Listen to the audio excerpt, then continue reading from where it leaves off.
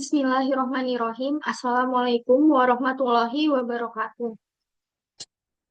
Kami dari kelompok 5 Absorber akan mempresentasikan hasil diskusi kami.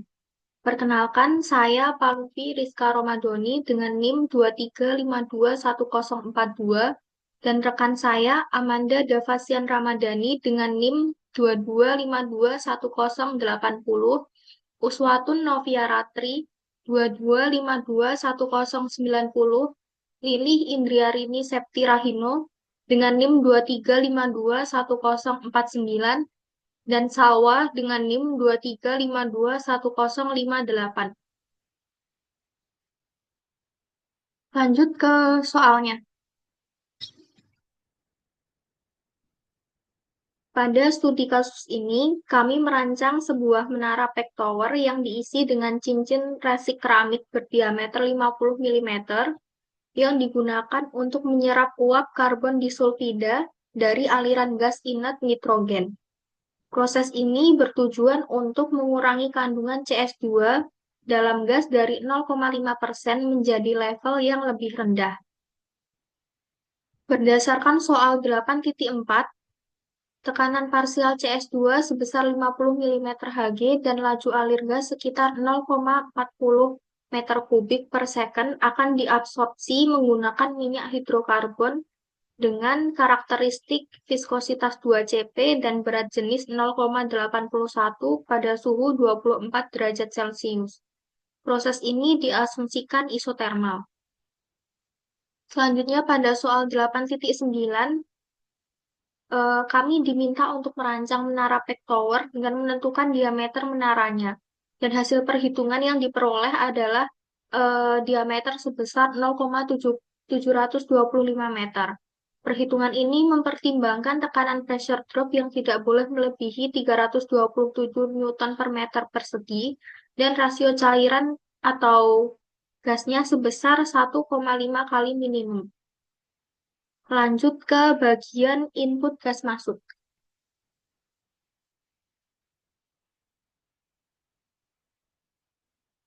Gas masuk ke dalam menara absorpsi terdiri dari CS2 dan N2 dengan kondisi isotermal 24 derajat Celcius, tekanan total 760 mm Hg, kemudian tekanan CS2 50 mm Hg, dan tekanan parsialnya 346 mm Hg.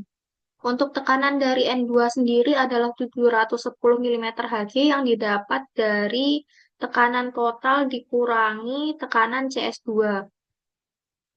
Lalu untuk laju alir volumetriknya adalah 0,4 meter kubik per second dan komposisi gas CS2-nya adalah 6,58% yang didapat dari tekanan CS2 dibagi dengan tekanan total. Lalu untuk mol N2-nya sebesar 93,42% yang didapat dari tekanan N2 dibagi dengan tekanan total. Lanjut ke bagian input cairan masuk. Pada input cairan masuk ini, eh, komponen yang digunakan adalah minyak hidrokarbon atau yang digunakan sebagai absorben. Massa molekul rata-ratanya adalah 180 kg per kilomol, viskositasnya 2 Cp, kemudian spesifik gravitinya 0,81, dan densitas minyaknya 810 kg meter kubik. Lalu untuk tegangan permukaan cairannya 30 din per sentimeter dan untuk kandungan CS2-nya adalah 0%. Lalu untuk output gas keluar, gas yang keluar dari bagian atas menara mengandung 0,5% mol CS2 dan sisanya adalah 99,5% mol N2. Lalu untuk output cairan keluarnya nantinya akan diperoleh kandungan CS2 sebesar 6,46%. Lanjut ke bagian jenis pack yang digunakan. Prosesnya berlangsung dalam menara berisi rich keramik berukuran 50 mm dengan koefisien CF sebesar 65 yang diperoleh dari tabel 6.3 buku Treible Characteristic of Random Packing. Selanjutnya akan dijelaskan oleh teman saya. Selanjutnya, yang pertama itu menghitung laju alir molar gas inert atau G aksen. Eh, Rumusnya yaitu volume dikali tekanan dikurang tekanan CS2 dibagi R dikali T. Data-datanya sudah diketahui, ada laju alir volumetrik, ada tekanan total, ada tekanan CS2, ada konstanta gas ideal, ada suhu operasi, dan ada data pengurangan tekanan total dengan tekanan CS2. Kemudian data-data yang sudah diketahui langsung saja dimasukkan ke rumus, yaitu mendapatkan hasil 0,0153 kmol per second. Kemudian yang kedua yaitu hubungan kesetimbangan. Bagian pertama ada bagian pertama ada Y bintang.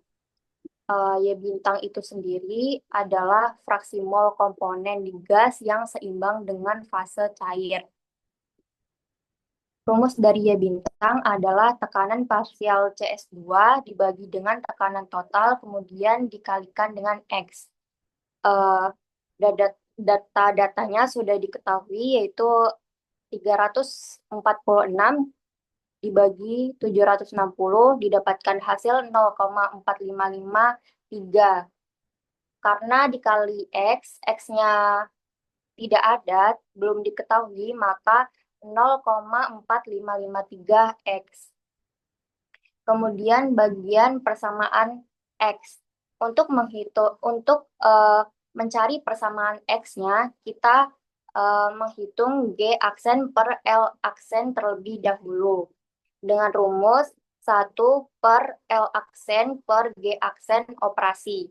L aksen per G aksen operasi itu sendiri diketahui dari perhitungan 3, yaitu mendapatkan hasil 0,6310. Kemudian tinggal dimasukkan ke rumus G aksen per L aksennya, yaitu 1 dibagi 0,6310 dan mendapatkan hasil 1,5848.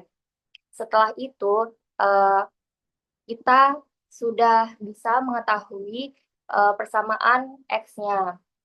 Tinggal dimasukin ke rumusnya, yaitu 1,5848 dalam kurung Y-nya belum diketahui dikurang dengan Y2 yaitu 0,0050 ditambah dengan X2. Karena X2-nya 0, maka eh, tidak perlu ditulis. Selanjutnya akan dijelaskan oleh teman saya. Selanjutnya yaitu ada perhitungan rasio L per G minimum dan L per G operasi. Perhitungan ini tuh bertujuan untuk menentukan jumlah minimum pelarut yang dibutuhkan agar proses penyerapan komponen dari fase gas ke fase cair dapat berjalan dengan baik, serta menentukan jumlah pelarut aktual yang digunakan dengan mempertimbangkan faktor keamanan. Yang pertama yaitu menghitung X1 bintang. X1 bintang ini merupakan nilai fraksi mol komponen dalam cairan yang berada pada kondisi setimbang. Rumus dari X1 bintang ini Y1 dibagi 0,455. Y1 ini merupakan fraksi mol CS2 yang masuk atau dalam fase gas. Eh, Lalu 0,455 ini didapatkan dari perhitungan sebelumnya dan didapatkan hasil dari X1 bintang 0,1445. Selanjutnya yaitu menghitung L aksen per G aksen minimum dengan rumus Y1 dikurangin Y2 dibagi X1 bintang dikurangin X2. Dengan data yang sudah diketahui, yaitu fraksi mol CS2 atau Y1 itu eh, 0, dengan Y1 itu yang sudah diketahui 0,0658 dan Y2-nya itu 0,0050 terus dibagi X1 bintang yaitu dari hasil perhitungan sebelumnya dan dikurangin dengan X2 atau fraksi mol CS2 yang berada dalam fase cair yaitu 0 dan didapatkan L aksen per G aksen minimum 0,4207. Selanjutnya menghitung L aksen per G aksen operasi atau aktualnya. Dengan rumus mengalihkan faktor keamanan 1,5 dikali dengan L aksen per G aksen minimum dari perhitungan sebelumnya dan didapatkan L aksen per G aksen operasi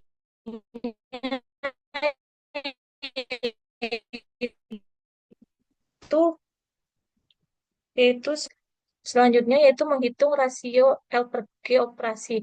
L aksen di sini rumusnya 1,5 dikali L aksen per G aksen minimum dikali G aksen. 1,5 dikali L aksen per G aksen minimum ini sama aja dengan L aksen per G aksen operasi yang telah dihitung di perhitungan sebelumnya. Lalu dikalikan dengan G aksen, maka didapatkan nilai L aksennya yaitu sebesar 0,0097 kilomol per second. Selanjutnya akan dijelaskan.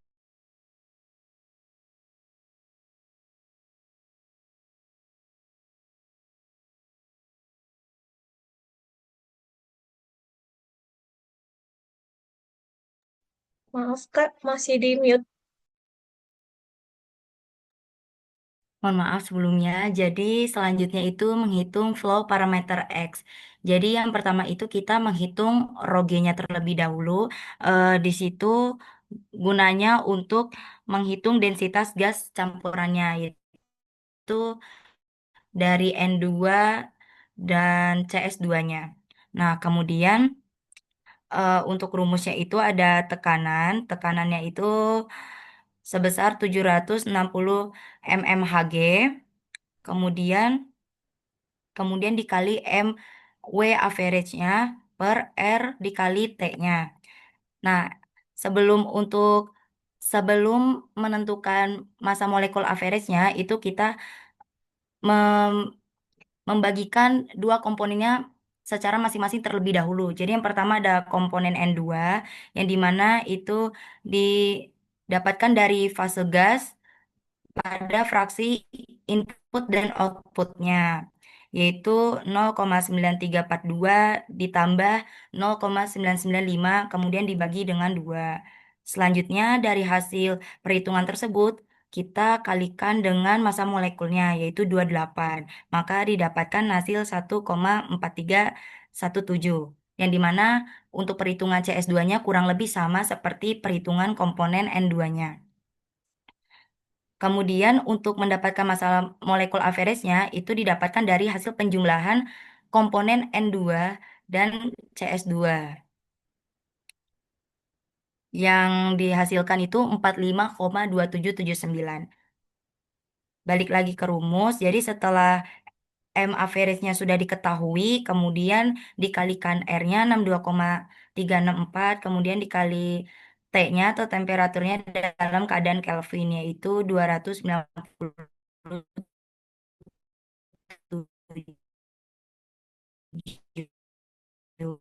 besar meter kubik. Selanjutnya kita menghitung G, yang dimana G ini laju alir massa gas per luas penampangnya. Jadi rumusnya itu ada G aksen, yang dimana itu sesuai dengan perhitungan sebelumnya. Kemudian dikalikan dengan massa molekul N2-nya, maka didapatkan hasilnya itu 0,4293 kg per second. Selanjutnya untuk menghitung L, yang dimana L ini laju alir massa minyak hidrokarbonnya. Jadi rumusnya itu L aksen yang sudah diketahui sebelumnya dikalikan dengan massa molekul rata-rata dari minyak hidrokarbon tersebut. Maka didapatkan hasilnya 1,7415 kg per second. Kemudian yang terakhir untuk sebelum masuk ke pembacaan grafik, kita menentukan X-nya, yang dimana X-nya di sini 0,5. Jadi di sini sudah diketahui rumus dari hasil dari L per G-nya itu diberikan dengan rho G per rho L-nya dipangkatkan dengan 0,5 yaitu 0,0479. Dari hasil perhitungan X tersebut, maka didapatkan hasil 0,1943. Selanjutnya, setelah diketahui ke rumus GPDC-nya, ke grafik GPDC-nya. Jadi untuk grafik GPDC itu, kita didapatkan X-nya atau sebesar 0,1943 itu bisa ditarik ke atas, ditarik ke atas, kemudian kemudian ditarik ke kiri. Maka 21 dan 42 dikarenakan eh, eh, delta itu sebesar 327 N per meter kuadrat per meter. Dari yang diketahui di soal itu dikonversikan ke dalam satuan mmH2O yang dimana nantinya eh, 327 dibagi dengan 1 mmH2O yaitu hasilnya sekitar 33,34 mmH2O per meter. Jadi delta P-nya itu di antara kurva 21 dan 42. Kemudian didapatlah K4 itu sebesar 1,72. Seperti pada gambar grafik di samping. Selanjutnya akan dijelaskan oleh rekan saya. Baik, untuk selanjutnya yaitu menghitung kecepatan massa gas, di mana sebelum kita menghitung G aksen, kita perlu mengetahui uh, beberapa data yang akan kita gunakan seperti yang kita gunakan yaitu percepatan gravitasi itu sebesar 9,81 meter sekon kuadrat dan mu L per rho L itu sebesar 2,469 dikali 10 pangkat min 6 dan setelah didapatkan nilai mu L dan mu L dibagi rho L itu dipangkatkan 0,1 sehingga didapatkan hasil 0,2750. Lalu menghitung nilai rho L dikurangi rho G itu mendapatkan hasil sekitar 808,1422. Setelah mendapatkan data yang kita ketahui, lalu kita masukkan ke rumus G aksen, di mana rumus G aksen itu akar K4 dikali P rho G dikali rho L dikurang rho G dikali G dibagi 13,1 dikali FP dikali mu L dibagi PL dipangkatkan 0,1.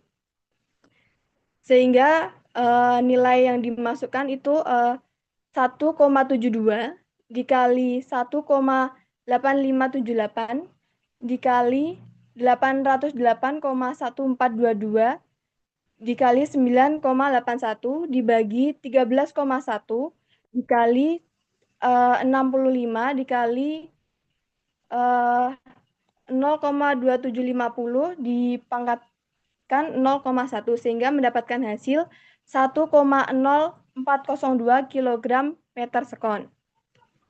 Selanjutnya yaitu menghitung diameter kolom di mana kita sudah mendapatkan hasil G dan G aksennya. Untuk rumusnya sendiri itu ada A sama dengan G dibagi G aksen. Untuk nilainya sendiri untuk G itu sebesar 0,413 dibagi dengan G aksen, yaitu sebesar 1,0402 sehingga mendapatkan hasil 0,413 meter. Selanjutnya yaitu menghitung diameter, di mana rumus diameter ini akar 4 kali A dibagi P. Untuk data yang dimasukkan yaitu 4 dikali A yang sudah kita ketahui yaitu 0,413 meter, dibagi dengan P yang kita gunakan yaitu 3,14 sehingga didapatkan hasil sebesar 0,725 meter. Sehingga data perhitungan kami yang kita diskusikan sama dengan data hasil yang sudah tercantum pada soal. Selanjutnya akan dilanjutkan oleh moderator.